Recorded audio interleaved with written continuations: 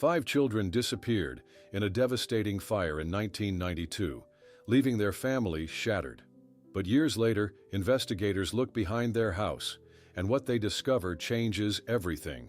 Subscribe to the channel, leave your like and comment what part of the world you're watching from, because now I'm going to tell you how all of this happened. This is not simply a tale about a large, happy family living on a quiet country road. It is the account of how small warnings, if ignored, can open a door that never again closes. Along Route 16, just south of Fayetteville, West Virginia, stands a tall wooden house painted cream, its porch wrapped with geranium boxes. Inside live George and Jenny Sauter, 2 Italian immigrants who have worked more than 3 decades to trade coal dust for comfort. George, born Giorgio Sodu on the island of Sardinia in the year 1905, arrived in the United States when he was only 13. By 1932, he owned 2 coal-hauling trucks, broad shoulders, and an opinion about every subject, especially Benito Mussolini. Jenny keeps the household machine turning. At sunrise, she warms oatmeal, lines up school shoes, and ties ribbons. 10 children move through the rooms like water in a creek. John, the firstborn, already 23, Joseph, 21, Marion, 17, George Jr., 16, Maurice, 14, Martha, 12, Louis, 9, Jenny Irene, 8, Betty, 5, and little Sylvia, almost 3. Each child owns a chore charted on a page taped to the kitchen door. The older boys shovel coal after classes and sweep the truck beds clean. The girls polish brass doorknobs and fold sheets. Evenings are louder than factory whistles, but the noise means everyone is home. From the porch, one can see the dark ribbon of the Midland Trail, and beyond it, the endless tree line. The setting appears safe, yet fissures are forming. In early October of 1945, an insurance salesman named Frank Capri parks a shiny sedan by the gate. He carries policy forms and rehearsed compliments, but George waves him away. Capri's face reddens. He mutters that houses can vanish as quickly as opinions.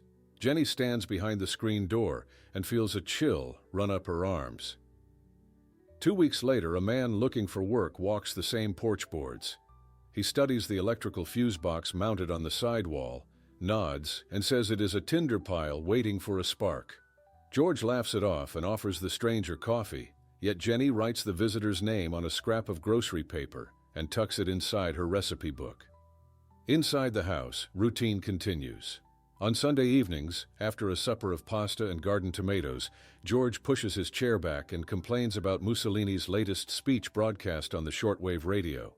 Some dinner's guests stare into their plates. Others push back with sharp words. George never retreats. In town, whispers gather that the trucking contractor on Route 16 does not respect the leader of his homeland. George shrugs, but the whispers float farther than he expects. By the middle of December 1945, Fayetteville lights its holiday garlands. The Sauter children cut cedar branches for a tree that reaches the parlor ceiling. Jenny places a tiny paper angel on the highest tip, and for just a moment allows herself to believe that work, loyalty, and a locked front door are enough to keep trouble outside. She will discover in the quiet hours of Christmas Eve how wrong that belief can be. The cedar tree in the parlor now carried strings of popcorn and the faint smell of sap, reminders that the calendar had reached Monday, the 24th of December, 1945. Outside, a thin crust of snow sealed the red dirt driveway on Route 16, and daylight slipped away before 5 in the afternoon. By then, Marion Sauter, 17 years old, was stepping down from a carpool near the front gate, her pockets stuffed with wages earned at the dime store in downtown Fayetteville. She hurried up the porch with cheeks bright from cold air and pride. Inside her paper bag clinked small gifts chosen for each younger sibling, the house filled with movement that early evening. Jenny lifted pots from the wood-fired stove, serving pasta topped with leftover meat sauce, while George checked the coal delivery books spread across the kitchen table. John and Joseph, now well into their 20s, teased George Jr. about a dented truck fender. Maurice, Martha, Louis, Jenny, Irene, and Betty drifted between the parlor and dining room, unable to resist shaking any box that wore ribbon. Little Sylvia, just past her second birthday, toddled after Marion, tugging at the string handle of the shopping bag that promised surprises. Routine guided the night. By 8 o'clock, dishes clattered clean in the wash basin, and the radio behind the bread box offered soft carols from a Charleston station. Outside, temperatures slid below freezing, yet the upstairs bedrooms felt warm thanks to coal embers banking in the stovepipes.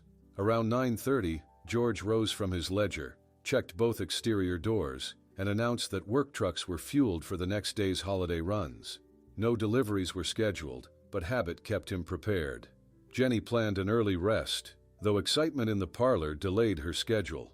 The 5 middle children pleaded for extra playtime with their new toy sets, a small wind-up train, a picture puzzle, and cardboard airplanes fresh from Marion's bag.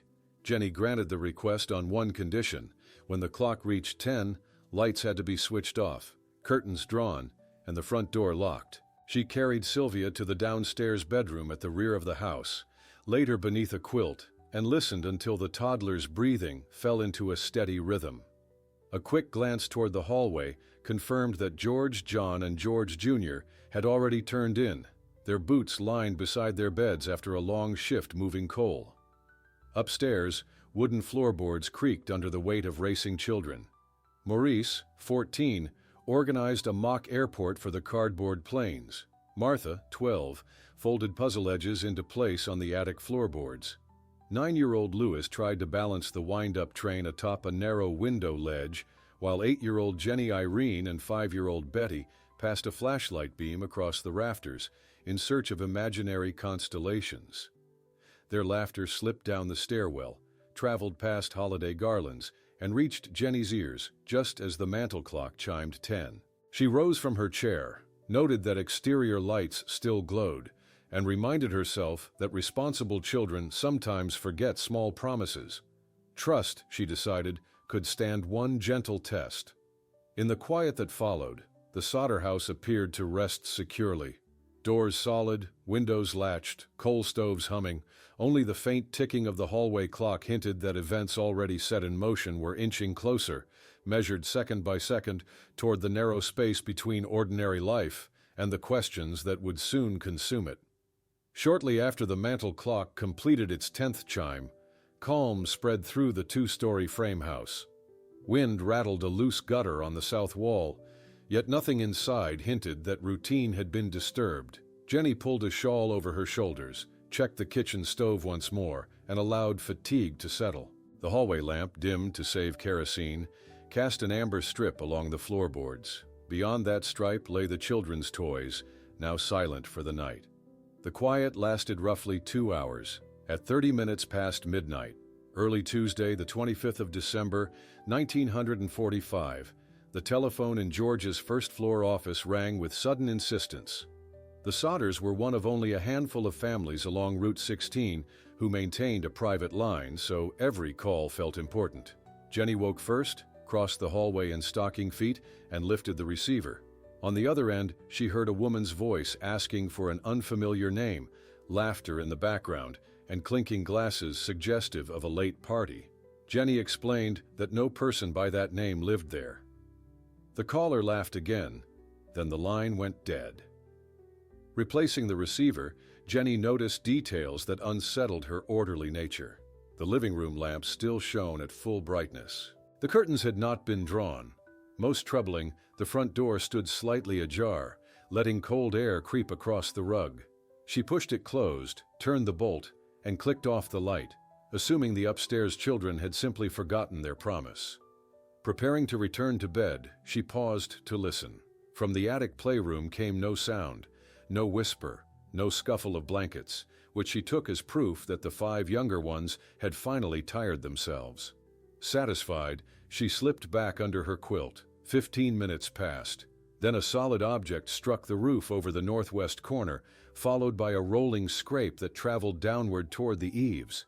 The impact startled Jenny upright. She waited, counting heartbeats, but the sound did not repeat. Believing a limb had broken under the weight of ice, She lay back once more, though unease tugged at her thoughts. Outside, the sky remained moonless. Only the weak glow from Christmas lanterns on neighboring farms punctured the darkness. A passerby on the Midland Trail would have seen nothing abnormal, just smoke from the kitchen flue, and occasionally a faint movement of lace curtains stirred by draft. Yet small irregularities were accumulating. Earlier that night, a service station attendant on Court Street informed a friend that two men had purchased a length of telephone wire and asked directions toward Route 16. Around the same time, a different driver reported children's voices inside a sedan parked near the county fairgrounds. Though no holiday events were scheduled, these fragments would gain meaning only later. Within the Sodder home, the final lamp was now dark, doors secured, parents and 8 children asleep. Still lodged somewhere on the roof lay the object that had struck the shingles, a detail unnoticed, but one that would soon intersect with frayed phone lines, missing ladders, and an approaching sequence of events that would rewrite the family's history. Roughly 30 minutes after the thud on the shingles, at exactly 1 hour after midnight on Tuesday, the 25th of December, 1945, a faint scent of smoke slipped beneath the bedroom door on the ground floor. Jenny opened her eyes to an orange glow dancing across the hallway wall. She left the quilt, stepped into the corridor, and discovered flames climbing the interior side of George's small office, a room positioned between the parlor and the front porch. The brightest tongues licked upward from the telephone shelf and the newly installed fuse panel, areas that earlier in the evening had shown no trouble. Jenny shouted toward the rear rooms. Marion woke first, scooped 2-year-old Sylvia into her arms, and hurried toward the open air. John and George Jr., both on the same level, followed in quick succession, while choking on dark smoke already curling along the ceiling. Outside in the freezing yard, the 4 siblings stood barefoot on brittle grass as crystals of ice cracked beneath their weight. George rushed from his downstairs bed seconds later. The staircase to the attic, the route to Maurice, Martha, Louis, Jenny, Irene, and Betty, was already a chute of sparks. One attempt at ascent pushed him back, his forearms stung by falling embers. He called for the children, receiving no answer over the roar growing behind the wooden walls. Standard practice in the Sodder household demanded that the tall extension ladder remain propped against the north exterior wall, directly beneath the attic window. George sprinted around the corner but found only dark siding. The ladder had vanished. Plan 2 involved driving a coal truck beneath the window and climbing its metal frame. He ran to the first vehicle, turned the key, and heard the starter grind without catching. He rushed to the second truck parked beside the shed. That engine, which had hauled 2 loads earlier on Christmas Eve, also refused to turn. Battery failure on both machines at the same moment defied his experience as a mechanic. Inside the home, floorboards began to snap. Marion raced across Route 16 to a neighbor's house to place a telephone call for help, yet the line there produced only silence. A second neighbor, Mr. Roberto Pendley, managed to contact the Fayetteville switchboard operator from his own farm several minutes later. The operator relayed the alarm to Chief F.J. Morris of the Volunteer Brigade, but the chief had no direct siren system. Each firefighter would need to be located one by one. Back in the yard, George tried to fill a metal bucket from a rain barrel by the hen house. The surface water had frozen solid, providing no aid. Flames now burst through the roof near the chimney stack, illuminating snowflakes that drifted down like glowing petals. Jenny wrapped a blanket around Sylvia and repeated the missing names, her voice hoarse. John and George Jr. stood shoulder to shoulder, scanning the attic window for silhouettes, but only shimmering heat waves appeared. Minutes stretched, offering no opportunity for return. By the time distant footsteps finally sounded on the Midland Trail, volunteers assembling far too late, the Sodder family could only watch as their 2-story home, once filled with holiday cedar and children's laughter, transformed into a blazing outline against the winter sky. Flames kept climbing, turning window glass into mirrors of orange light, while the family's frantic efforts met one closed path after another. Within 15 minutes after the first alarm, timbers on the second floor began to warp. The cedar tree that had stood cheerful in the parlor now served as added fuel, crackling loud enough to carry across snow-covered fields. Heat rolled outward in waves, forcing George, Jenny, and the 4 surviving children farther down the sloping yard toward Route 16. At 2 minutes past 1:30 in the morning, George made a last attempt to re-enter through the kitchen door. The handle scorched his palm. Realizing no human force could breach that barrier, he turned toward the night sky, hoping to spot any signal from the attic. Nothing moved behind the glass. Curtains had already curled into ribbons. Maurice, 14, Martha, 12, Louis, 9, Jenny Irene, 8, and Betty, 5, remained unaccounted for, yet no cries rose above the roar. Heat so intense that it singed eyebrows at a distance of 15 meters concealed whatever fate befell the upper rooms.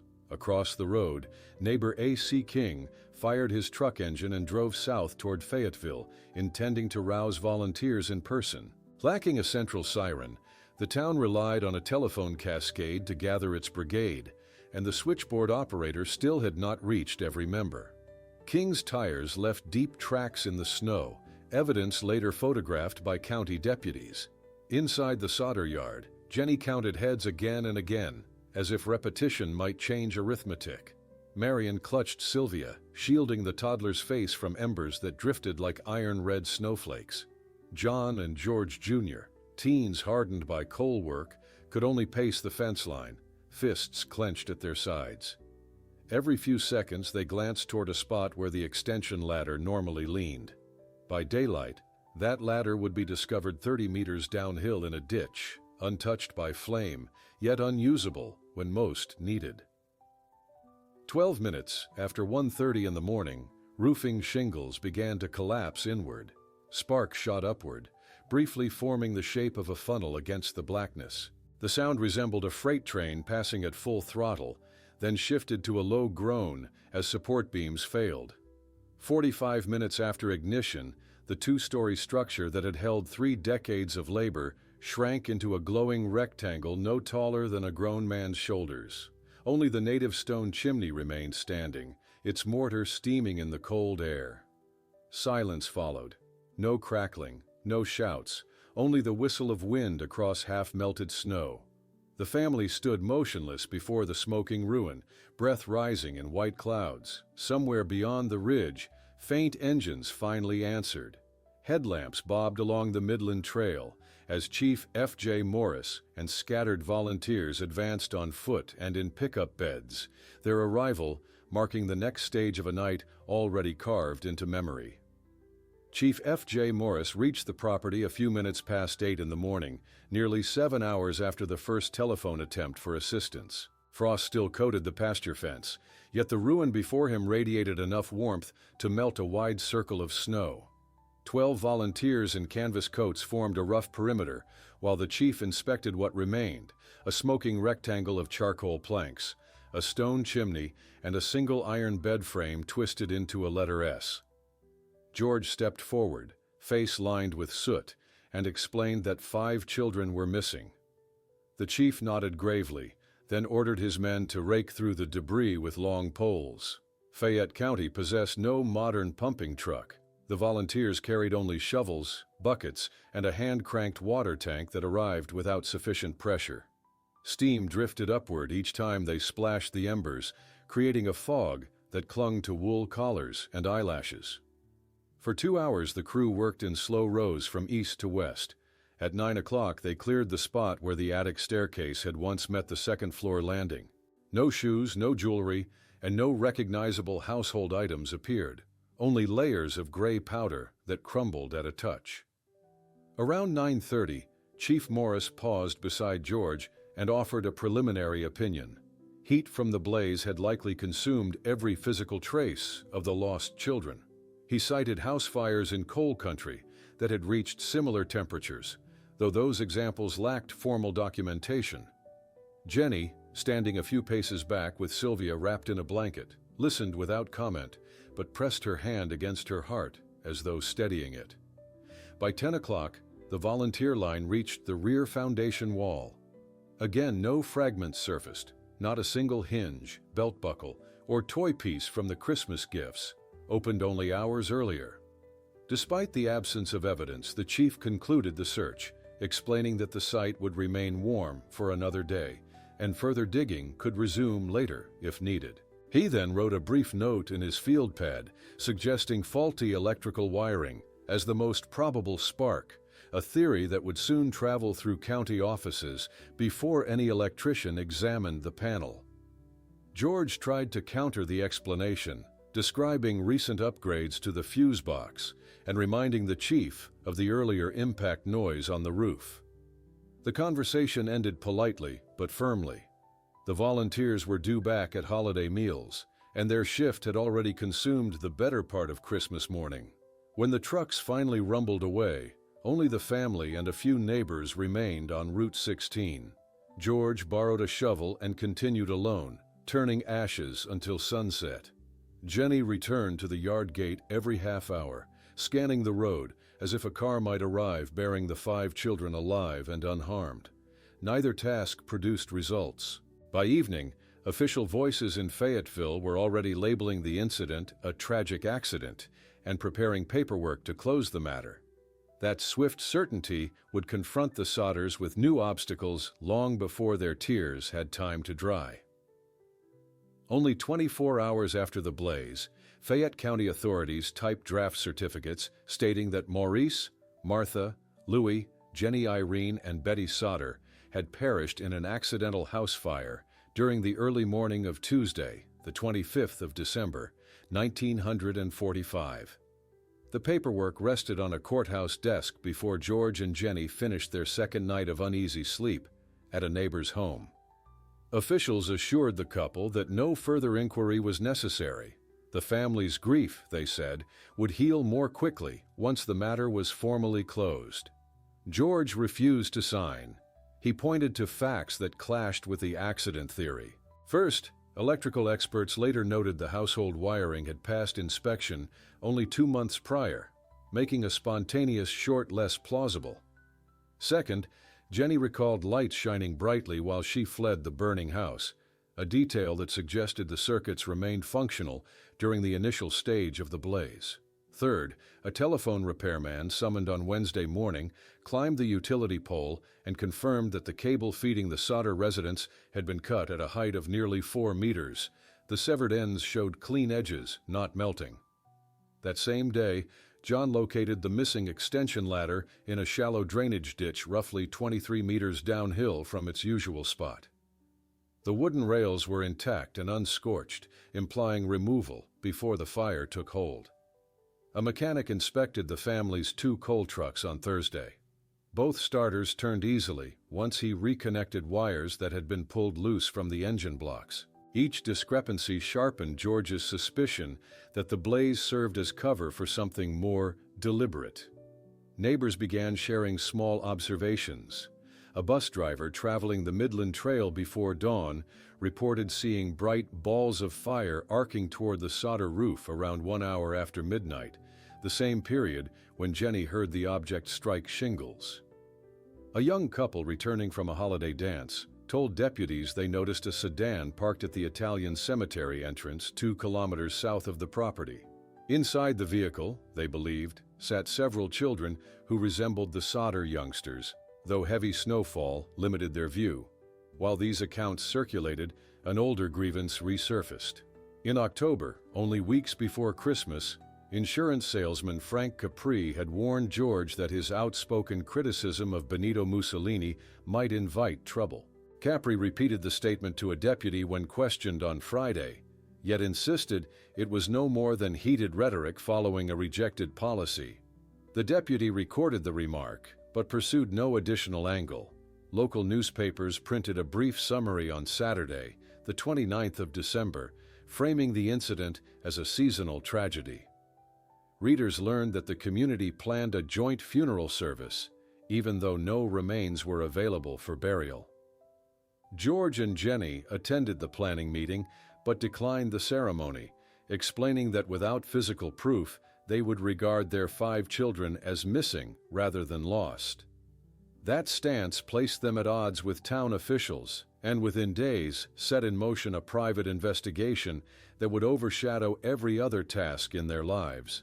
Resistance to official conclusions pushed George Sodder into action before the New Year's first week ended.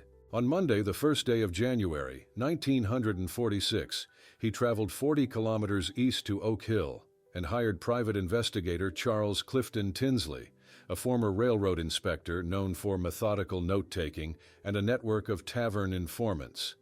Tinsley, 45 years old, arrived in Fayetteville 2 days later, carrying a worn leather satchel, a folding magnifier, and a conviction that unanswered details usually signal hidden hands. The detective's initial survey focused on the acreage surrounding the ruined home. Snowfall from late December still lay in shaded gullies, preserving footprints like casts. At the base of the telephone pole, he spotted 2 sets of boot impressions, one small, one larger, leading toward the cut cable. Measurements indicated the larger stride matched an adult male roughly 1 meter and 70 centimeters tall, close to the description of a laborer seen lingering near the property during autumn. Next, Tinsley questioned Chief F.J. Morris about the early sift through ashes. During that conversation, the chief mentioned offhand that a piece of internal tissue had turned up, but was reburied in a nearby field to spare the family further anguish. The statement startled Tinsley, who pressed for exact coordinates. Reluctantly, Morris led him to a patch of frozen soil behind the firehouse. 3 men dug until a small cigar box emerged. Inside lay a gray-pink lump wrapped in muslin. Tinsley delivered the parcel to a Charleston pathologist on Friday, the 5th of January. Laboratory notes, completed 48 hours later, identified the specimen as bovine liver, unmarred by heat. Its condition implied deliberate placement after flames subsided. While waiting on laboratory confirmation, Tinsley retraced the route of neighbor accounts. At the Italian cemetery gate, stillness reigned, yet tire tracks were faintly visible beneath a crust of ice. Farther south, he located service station owner Herbert Vance, who remembered selling kerosene and handing a road map to 2 men in a dark sedan during the early hours of Christmas morning. Vance recalled that children's voices drifted from the vehicle rear seat. He estimated the youngsters to be under 15. Back in Fayetteville, Jenny received a pamphlet from the Smithsonian Institution outlining combustion research. The text stated that even in industrial furnaces operating above 1,000 degrees Celsius for several hours, skeletal fragments normally survive. Encouraged, she penned letters to West Virginia State Police Headquarters requesting a reopened inquiry. Replies arrived courteous but firm. The county's finding remained unaltered. By mid-January, word of the cigar box ruse circulated among coal camp diners and church pews. Some locals muttered about insurance fraud. Others whispered of Italian political grudges reaching across the Atlantic. George dismissed speculation and concentrated on tangible markers. He ordered billboard lumber, intending to place oversized photographs of the 5 missing children along Route 16. Construction began on the 22nd day of January, despite sleet that slicked nails and numbed fingertips. Private leads, scientific evidence, and a fake organ buried in a field now formed an uneasy collage. For the Sodders, each discovery deepened resolve rather than provided comfort, propelling the search outward beyond county lines and into a widening landscape of rumors. Snow still lined the ditches when the new billboard rose beside Route 16 on the first day of February, 1946. Built of rough pine planks, it measured 3 meters high and nearly 7 meters wide. Across its face, black paint spelled a question. What happened to Maurice, Martha, Louis, Jenny Irene, and Betty Sodder? Below the words, enlarged photographs showed 5 smiling children framed by a promised reward of $5,000. Truckers slowed to read. Families on Sunday outings pulled over to study the images. Curiosity quickly spread beyond Fayette County. Within 2 weeks, letters began arriving at the temporary post office box George had rented in downtown Fayetteville. A nun from Charleston claimed she had seen a group of youngsters matching the Sodder descriptions at St. Coleman Convent during late December. a coal miner from Glenjean, reported overhearing Italian voices in a boarding house speaking about 5 little ones hidden for their safety. Each report sent Detective Tinsley on another circuit of mountain roads, though none produced living faces or verifiable clues. Spring brought fresh vegetation across the cleared lot where the house once stood, yet no grass could cover unanswered questions. George sifted the soil again in March, prying up hinge fragments and broken dishes, but never a single piece of human bone. He sent a box of ash samples to the Smithsonian's heat residue lab. Analysts returned the material with a note stating the fragments were ordinary household cinders, nothing biological. Jenny's health faltered under strain. She developed persistent insomnia and took to walking the back porch during twilight, clutching the children's last school photographs rolled inside her apron. Still, determination never left her. In June, she placed classified notices in the Italian Tribune, a Detroit newspaper popular among immigrants.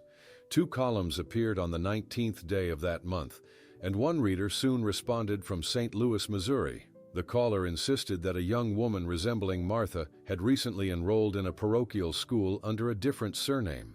Tinsley traveled by rail to investigate. Records confirmed a transfer student, but the girl's fingerprint card did not match the solder file held by local authorities. The family's radius of hope widened again in 1947. A waitress from a roadhouse near Henderson, Texas, wrote that 4 well-behaved children, escorted by 2 men in dark suits, ordered breakfast on Easter Sunday. According to her note, one quiet boy repeatedly dropped a fork and stared at her with pleading eyes. The description of the youngest boy's cowlick echoed Lewis's hair in old photographs. George drove more than 2,000 kilometers to question staff and patrons. By his arrival, memory had already blurred and no names appeared in the guest ledger. Years stacked like coal in a hopper. The billboard weathered storms yet remained legible, its message renewing each time George applied fresh paint. By the close of 1959, more than 12 rumored sightings had been logged across states from Florida to New York. None converted rumor into fact. Still, every envelope, phone call, and roadside whisper reinforced the same conviction inside the Sodder household. Absence did not equal finality. Sightings continued to trickle in as the billboard faced a 14th winter, but the next major jolt arrived by mail. On Thursday, the 9th of January, 1968, the postman placed an envelope with no return address into Jenny Sodder's metal box. Inside lay a black and white photograph of a man who looked about 30 years old. His eyebrows arched the same way 9-year-old Louis once had, and the tilt of his chin mirrored the studio portrait on the billboard. Scribbled on the back were the words, "Louis Sodder, love brother Frankie, Ill Boys, a 90132. George, then 72, studied the image beneath a desk lamp until dawn. 2 days later, he flew to Houston, Texas, because postal inspectors traced the envelope to that city's north side zone. He visited boarding houses, showed the picture in taverns, and even hired a Spanish-speaking guide to reach cantinas along the rail yards. No one recognized the smiling man. George returned to Fayetteville exhausted yet newly certain that at least one child had survived the blaze. Detective Tinsley reopened his notebooks and plotted timelines. He noticed that nearly all reported sightings placed the children in company with well-dressed adults, seldom alone. This pattern aligned with stories of underground networks that, during the 1940s, moved immigrant children across state lines for adoption or extortion. Federal agents briefly reviewed the file in March of 1968, then closed it again for insufficient grounds.